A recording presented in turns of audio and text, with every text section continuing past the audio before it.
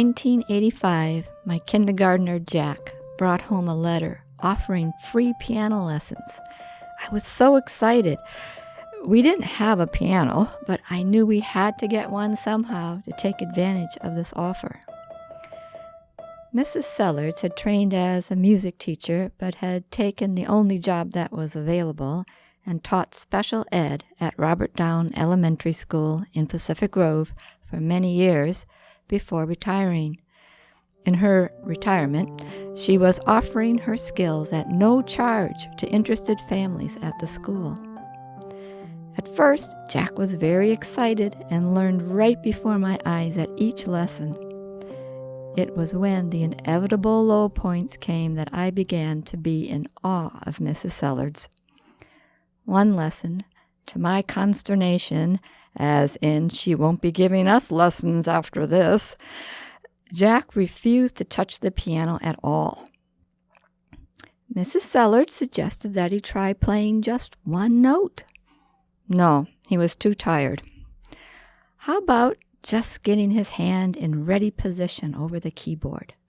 No, he was too tired. Yes, she could see how tired he was. Maybe his hand could just take a ride on her hand as she played. Yes, that would be okay. Those lessons were often a high point, sometimes the only high point of the week. Then there were the recitals. She built confidence in every student. If all they had learned was to bow to their teacher, they did so, to a round of applause afterwards.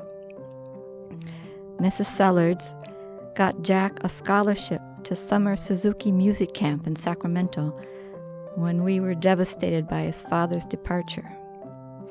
She played the music for my second wedding. She gave Jack lessons for 10 years. This story is only one of many, many more. There were a ton of people at her 80th birthday party. She was still teaching. She enriched so many lives. I'm so glad that at least one story will be in the archives.